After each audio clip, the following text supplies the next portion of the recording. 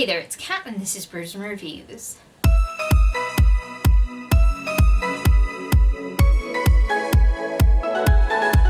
So today I want to talk to you guys about my February reading wrap up, and I'm just going to get into it, tell you all the books that I read, because I think I read 14 books this month and I should just start talking.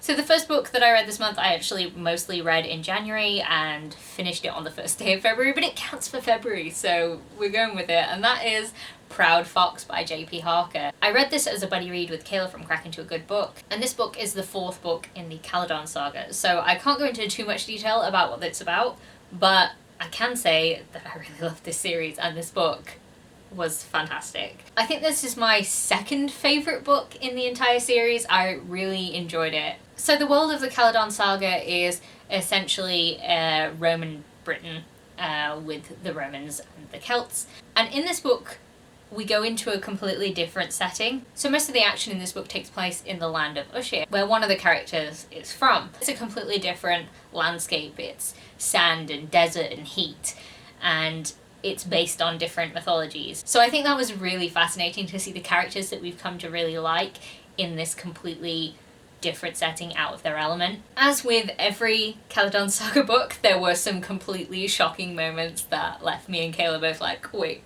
what?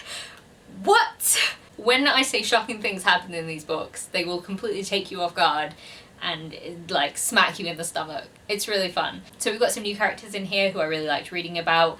Callian. I really enjoyed getting to know Elazar a little bit more and his family, because they were interesting. I just don't want to spoil anything. So yeah, without going any further and ruining anything, I just want to say this book is great. I gave it 5 out of 5 stars, and if you've started this series and haven't continued with it after reading the first one, then you definitely should, because Leaping Wolf is the second book and that's my favourite one, and you should get in Gowan's head because it's a great place to be.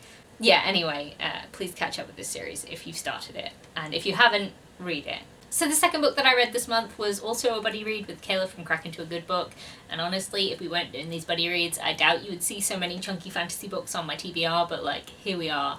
Anyway, this book is The Invasion of the Tearling by Erica Johansson. This is the second book in the Tearling trilogy, and this book was really interesting.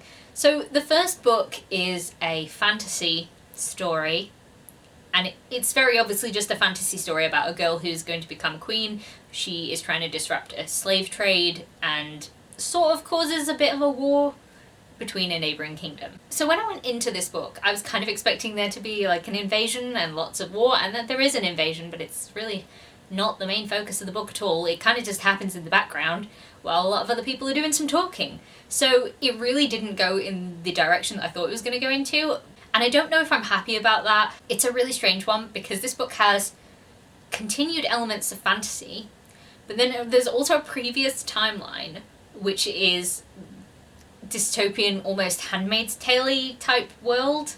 It's really odd, and the main character can sort of see what is happening in this previous timeline. It's really interesting, and I really enjoyed these pre-crossing sections and Lily's perspective. I thought that was really interesting, and it obviously gave us some answers as to how this fantasy realm sort of became what it was. But the main character changed so drastically from the first book that she was really unlikable. She just did things that were just really questionable, and every decision she made, it was like, oh, no, don't make that decision, that's a bad idea. And even her guards and the people that she knows that in the first book are like, oh yeah, we like what she's doing, we're like, no, don't do that, that's a bad choice. So yeah, this book was really conflicting, and I still don't even really know how I feel about it. I'm reading the third book at the moment, and I don't know. I'm really interested to see how it ends, but this one just basically confused me, so I gave it 3 out of 5 stars because the Lily sections definitely, like, bolstered it a bit. The next 2 books were part of the same series, so I'm going to talk about them at the same time, and that is A Court of Thorns and Roses by Sarah J Maas and A Court of Mist and Fury by Sarah J Maas. Obviously, because they're part of the same series, written by the same person. So I'm sure most of BookTube knows what this series is about, and I've already talked about them a lot on my channel. There is a reading vlog of A Court of Mist and Fury on my channel just a few videos ago, so you can go check that out if you want to hear my thoughts on that. ACOTAR was a reread for me, and I gave it 4 out of 5 stars just because it only got interesting when Reese came into it. This book I gave 5 out of 5 stars and I fucking loved it, and no one can dissuade me that this book is not worthwhile, because the way that it deals with trauma really got to me, like, in a good way. So yeah, I was really happy about that. I really enjoyed these books. You could say that they're trash writing, but for me they're not, so I just really enjoyed them. And since I've talked about them so much recently, I'm just going to not talk about them some more in this wrap up. We'll just end that section there. So next up, I read volumes 4, 5 and 6 of Lock and Key by Joe Hill, and these were the last volumes. I didn't realise there were only 6 volumes of Lock and Key, otherwise I probably would have finished it a long time ago. For some reason I was under the impression there were 10, and there aren't. So this was a really mixed bag for me. I gave volume 4 3 out of 5 stars, I gave volume 5 4 out of 5 stars, and I gave volume 6 5 out of 5 stars. Wow, that was really hard to say for some reason. So if you don't know, the main plot of Lock and Key is that the Locke family move back to Key House after their father has been murdered. And they start finding these keys which do crazy things, like you can unlock somebody's head and go inside and take out a memory or something like that. And there's also an evil entity that sort of plagues them as they go, and I don't want to spoil anything else, but I will say that Volume 4 moved a little bit quickly and disjointedly for my liking. Volume 5 was really interesting because it gave a lot of backstory and filled in a lot of gaps to how things got to their current situation. And then Volume 6 was really good. I really enjoyed Volume 6 because it was the big climax, and I kind of felt like, yeah, I will take this climax. This feels deserved, it feels earned, and I just really enjoyed it. Now, I think a few times in a couple of the volumes I had some problems with the use of slurs. The R slur is used towards a disabled character, and the F slur is used towards gay characters that are in this book. Personally, I hate that. I think it really takes me out of the action, and I've said that every time I've come across that in Lock and Key, because I just don't think it's necessary, and I don't agree with it. I'm just like, ugh, it just feels icky. Could you not? We don't need it. Thanks. Now, aside from that, there is a lot of trigger warnings. A lot of trigger warnings in Lock and Key, so don't go into that if you don't like dark subject matter, because I think there's child murder, alcoholism, like substance abuse, like forced substance abuse. There's threat of rape, suicide. There's a whole lot of badness going on in there, so if you don't like any of those things, don't pick up Lock and Key. I think you could probably try the Netflix series. I actually like that better than I liked the graphic novel series as a whole anyway, so you could try that. So I actually managed to complete another series this month. Wow, what is going on with me actually being able to finish something? This is unheard of. I didn't finish the Akatar series, but like, it's fine. I got a bit further with that. It's fine. I finished this series though. So the next books I finished were The Cruel Prince, The Wicked King, and The Queen of Nothing by Holly Black. So that is the entire folk of the Air Trilogy, and I'm really glad that I read them, especially one after the other like I did. I don't usually read books so close together, but I think it was actually really beneficial to read all of these books at once. Mostly because books 2 and 3, when you read them back to back, actually just feel like the same book. To me, it just felt like this was one longer book, and that kind of should have been how it was. I can kind of see why a lot of people are disappointed in The Queen of Nothing, because if you'd waited for ages for it and then that was the ending that you got, then I can kind of see that. But if you read it back to back with The Wicked King, then it didn't feel disappointing to me at all. I really enjoyed it. I gave all of these books 4 out of 5 stars. The Cruel Prince was a reread for me, and I enjoyed it. I enjoyed all of the political aspects of it in all of these books. I think that was the most interesting part for me. I know a lot of people go on about like the Jude Cardan romance, and that took a long time for me to actually like it or even sort of get it. And I still don't think they're like, oh, couple goals, but I don't mind it. I think it's an alright relationship, and I quite liked it by the end. But I just don't think it's the main draw of this series. With a book that takes place in the fairy court and is all about who's going to ascend to become the next king of fairyland, I just feel like the series has so much more to offer. And there's a lot of spying and different fairy courts that are very interesting, and I just really like that. So yes, I mean, we all knew I was going to like a fae book because it is just something that I seem to have a bit of a calling for. I just seem to really like fae books. So I wasn't expecting to not like it, but I am really glad that the series was a constant 4-star for me, so yeah. After that, we move on to Wilder Girls by Rory Power. This book was on my 2021 physical TBR, so I was really excited to get to it. I had heard that this was a body horror set in a girls' school on an island, which I thought sounded really interesting. So you follow these girls who have been living on an island where something has happened and they've basically been quarantined because they've been sort of infected, for lack of a better word, by something that is altering their bodies. So like maybe they've been growing a second spine, or like their hand has gone all silvery and scaly and they can't move it anymore, or they've grown two hearts or something like that. So I thought that sounded really interesting, and I think that aspect of this story was done really well. There are sapphic relationships in here which I think are done reasonably well, but I don't think they were explored deeply enough to be really impactful. I found that certain elements of this book reminded me of the film Annihilation. I haven't read the book, so I don't know if it corresponds with that. Especially there is a bear in here that has also been infected by the thing, because the animals on the island have also been infected. And it's creepy. Just gonna say that. The Annihilation bear, creepy. This bear, creepy. So there were things that I really liked, and I really liked the body horror. The ending, however, oh god, the ending, it frustrated me so much. I'm so mad about the ending. I don't know what it is about books that just don't end. They just trail off. They just fizzle out. They peter off into nothing. Could you just end? Could you just give me a concrete answer? Is it so hard? I just really don't appreciate endings that don't end. I don't really know what else to say about this. I was really disappointed in the ending. You might not be disappointed in the ending. If you like body horror and creepy, secluded islands, you know, maybe you'll like this book. I didn't appreciate the ending, but most of the rest of the book was good, so I ended up at a 3 out of 5 stars for me. Next up, I read Othello by William Shakespeare. This is the first time I've read Othello, which is weird to me because it seems like one of those Shakespeare plays that everyone's like, oh, you should have read that one because it's so popular and everyone talks about it. And I hadn't read it before, so now I've read it. And what are my comments? Well, Iago, what a massive dick. Okay, so sorry if the camera framing has changed in any way. My camera ran out of battery, so I had to charge it up. And then now I'm back, so here we are. Let's continue, shall we?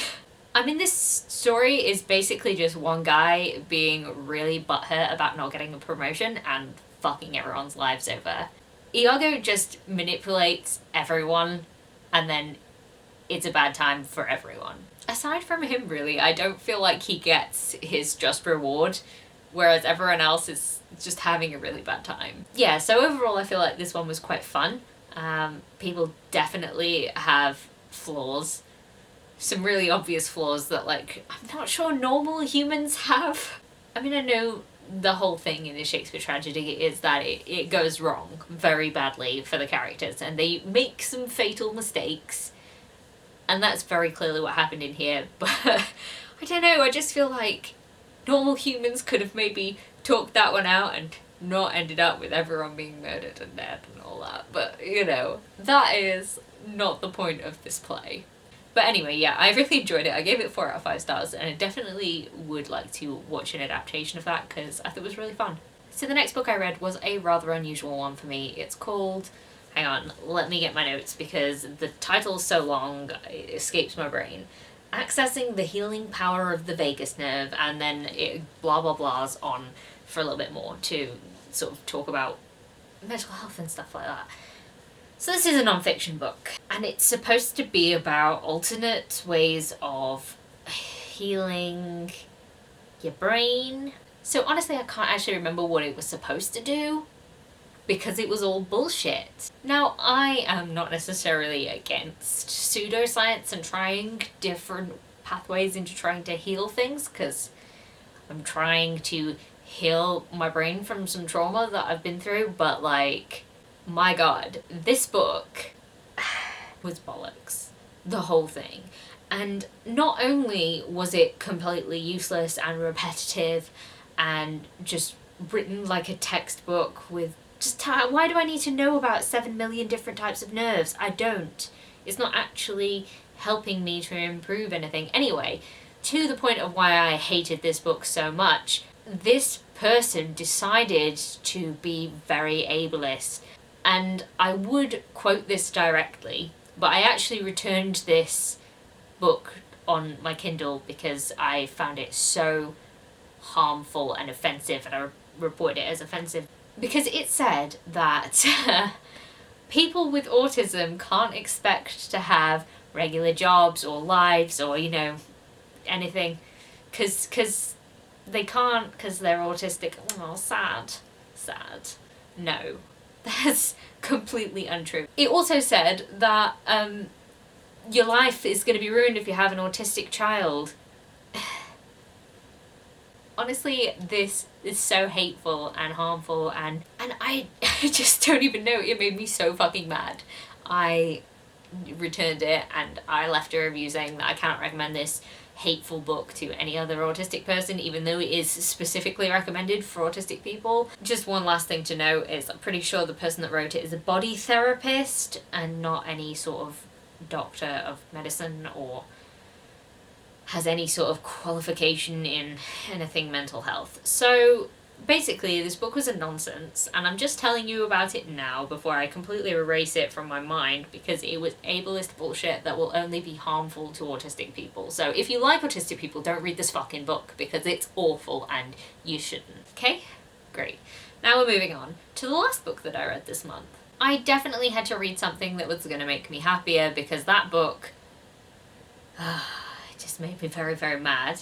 So the book that I read was Knights of Dark Renown by David Gemmell. I gave this one 5 out of 5 stars. I'm not going to go into too much detail about this book because I have filmed a review for it, and that is, I think, already up on my channel. If so, I will link it in the description below. This was a really interesting reread for me, especially because I was looking at it from a point of view of reviewing it. I started to notice that the structure of the book mimicked the character creation and the structure of the magic that was in here, and it's all about balance, and I found that really fascinating. I definitely go into that in the review, but yeah, if you like an interesting standalone with a heavy sort of atmosphere that is kind of bittersweet, then this book is really interesting and you should definitely try it.